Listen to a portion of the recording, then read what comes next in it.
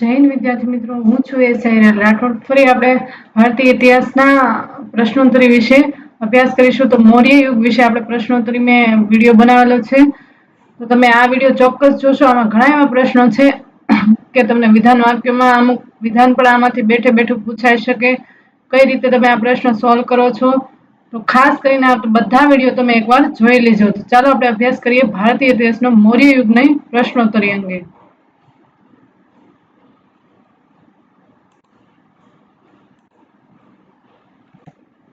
તો સૌથી પહેલો પ્રશ્ન છે કે નીચેના જોડકા જોડો. અહીં શિલાલેખનું સ્થળ આપેલું છે અને એ સ્થળ કયા રાજ્યમાં આપેલું છે તે આપ્યું છે. ધોલી છે, એરગુડી છે, જોગડ છે અને કાલસી છે. આ અમુક એવા પ્રશ્નો છે કે તમે જોયા વાંચ્યું છે છતાં તમને ખ્યાલ નહીં આવે, એટલા માટે મેં ડીપમાં પ્રશ્નો કાઢેલા છે. સામે રાજ્ય છે ઓડિશા, આંધ્રપ્રદેશ, મધ્યપ્રદેશ કે કર્ણાટક. તો આમાંથી કયા કયા વિધાન સાચા છે, એટલે કે ધોલી ઓડિશામાં આવેલું છે, એરગુડી આંધ્રપ્રદેશમાં છે, જોગડ મધ્યપ્રદેશમાં, કાલસી કર્ણાટકમાં. તો આમાં જવાબ કયો આવશે? તો જવાબ આવશે માત્ર બીજી જોડી સાચી છે, એટલે કે એરગુડી છે એ આંધ્રપ્રદેશમાં આવેલું છે. ત્યારબાદનો ક્વેશ્ચન છે કૌટિલ્યના અર્થશાસ્ત્ર અનુસાર નીચેનામાંથી શું સાચું છે? કૌટિલ્ય અર્થશાસ્ત્રમાં શું નીચે ઉલ્લેખ કરેલો છે? ન્યાયિક સજાના પરિણામે વ્યક્તિ ગુલામ બની શકે છે. એક સ્ત્રી ગુલામને પુત્રના જન્મ પર તેના માલિક સાથે સંભોગમાંથી કાયદેસર રીતે મુક્ત કરવામાં આવી હતી. જો સ્ત્રી ગુલામનો માલિક તે સ્ત્રીને જન્મનાર પુત્રનો પિતા હોય તો તે પુત્રને માલિકનો પુત્ર બનાવવાનો કાનૂની અધિકાર હતો. તો આ વિધાનમાંથી કયા વિધાન સાચા છે એ આપણે જોવાના છે. તો જવાબ આવશે તમારો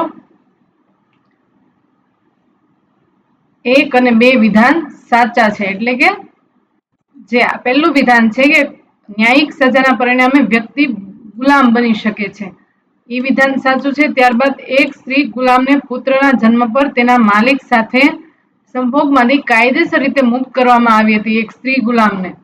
અને અહીંયા જે આ રીતે જન્મેલો પુત્રને કાનૂની અધિકાર ન હતો, અહીંયા ન જવાબ આવશે. એટલે આમાં ન જવાબ નથી, એટલે આ વિધાન ખોટું પડે છે.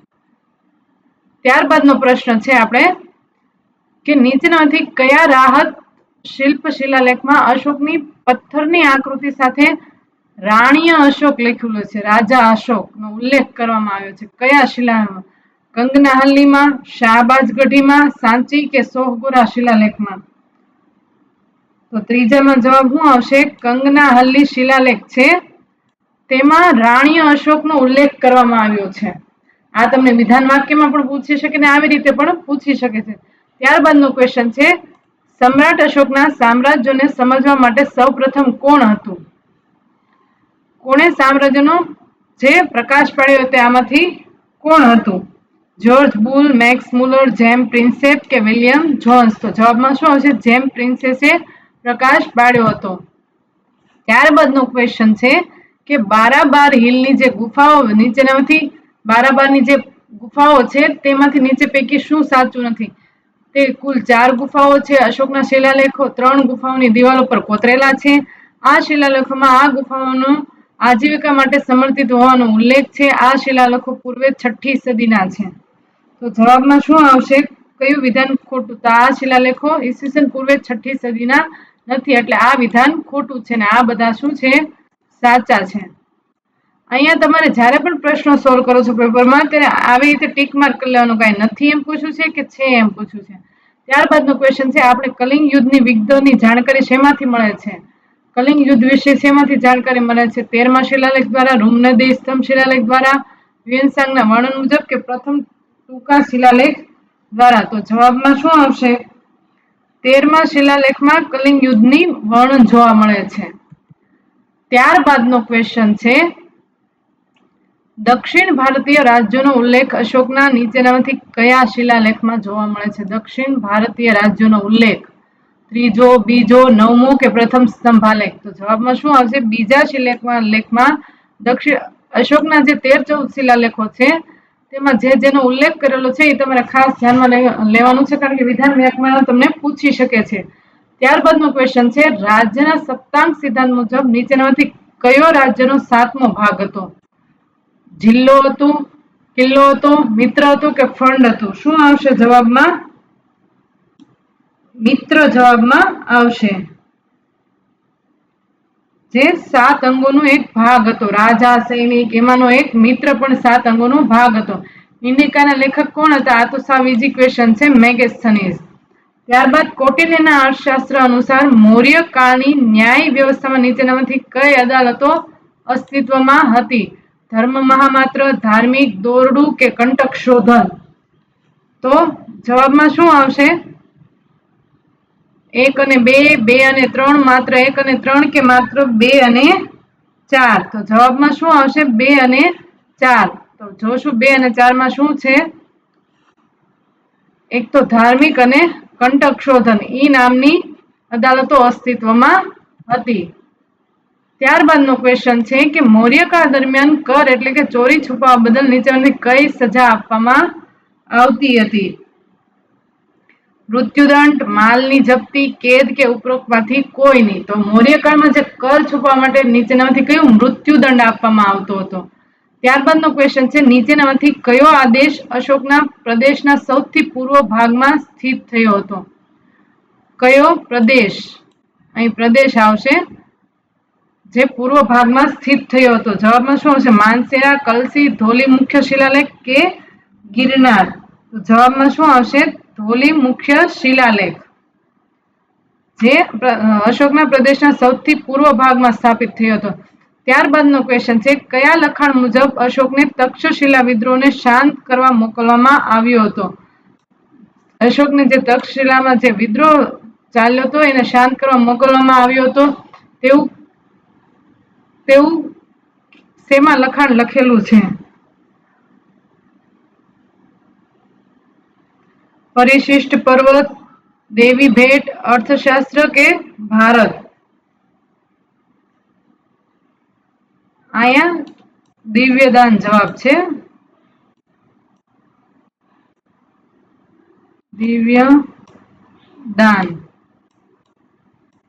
દિવ્યદાન એટલે દેવી ભેટ.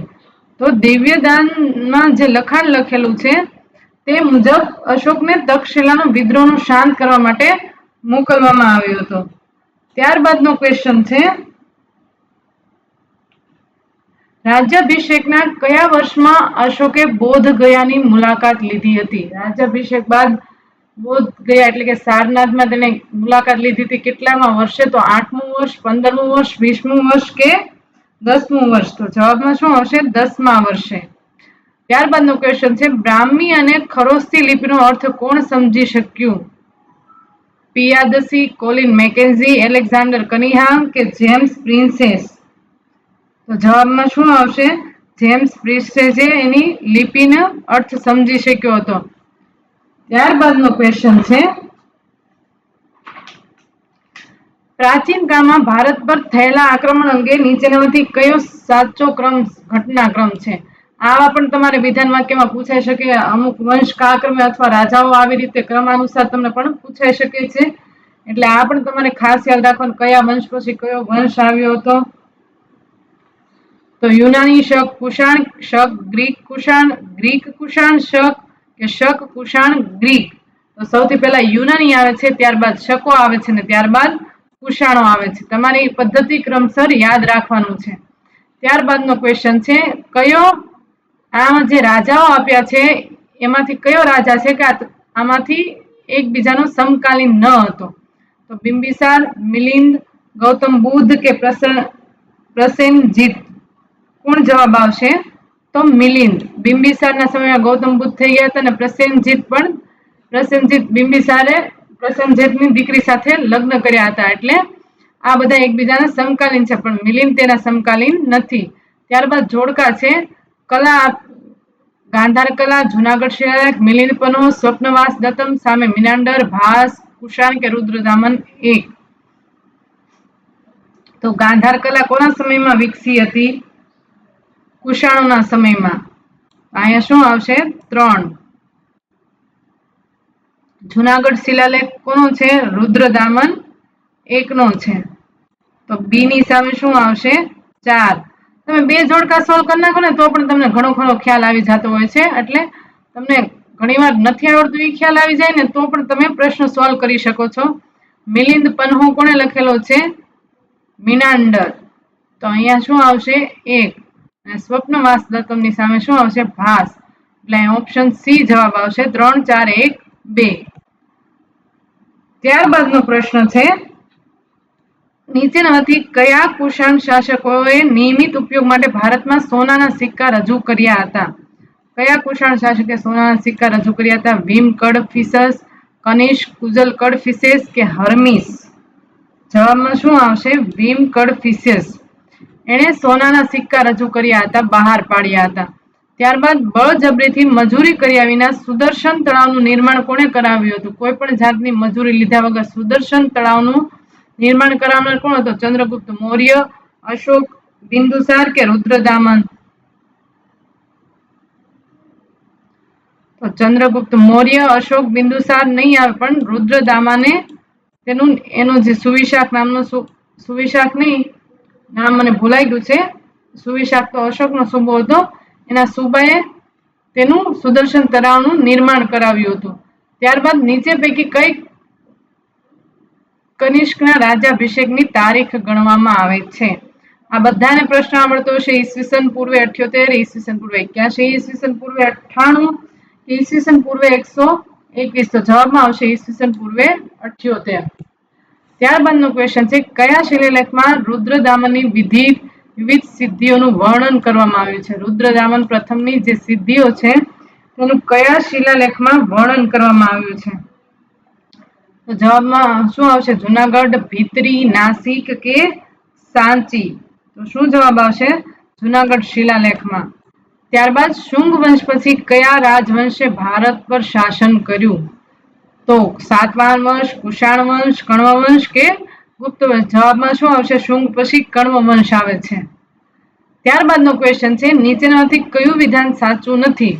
પુષ્યમિત્ર શુંગે 2 અશ્વમેધ કર્યા હતા, આ સાચું છે. પતંજલિ પુષ્યમિત્રના બલિદાન પુરોહિત હતા, એ પણ સાચું છે. બાણભટ્ટે પુષ્યમિત્ર શુંગને આર્ય કહ્યા છે કે ભરહૂત સ્તૂપ બાંધવાનો શ્રેય પુષ્યમિત્ર, ભરતહૂત જે સ્તૂપ બાંધેલો છે એ તો પુષ્યમિત્ર શુંગે એને શ્રેય જાય છે. તો જવાબમાં સી વિધાન ખોટું આવશે. બાણભટ્ટે પુષ્યમિત્ર શુંગને આર્ય કહ્યા છે એ વિધાન ખોટું છે. એટલે કે જવાબમાં આ આવશે, કારણ કે અહીંયા પૂછ્યું છે સાચું નથી. ત્યારબાદનો ક્વેશ્ચન છે નીચેનામાંથી કયું વિધાન સાચું નથી? અહીંયા તમારે અંડરલાઈન કરી લેવાની છે. નાસિક પ્રશસ્તિમાં ગૌતમી પૂર્ણ સાતકર્ણીને અદ્વિતીય બ્રાહ્મણ કહેવામાં આવ્યો છે, આ વિધાન સાચું છે. ગાથા સપ્તપદી જે એ તાજેતરની રચના છે, આ પણ સાચું છે. શકની કદમ્બક વંશ શાખાના સ્થાપક ભૂમક હતા.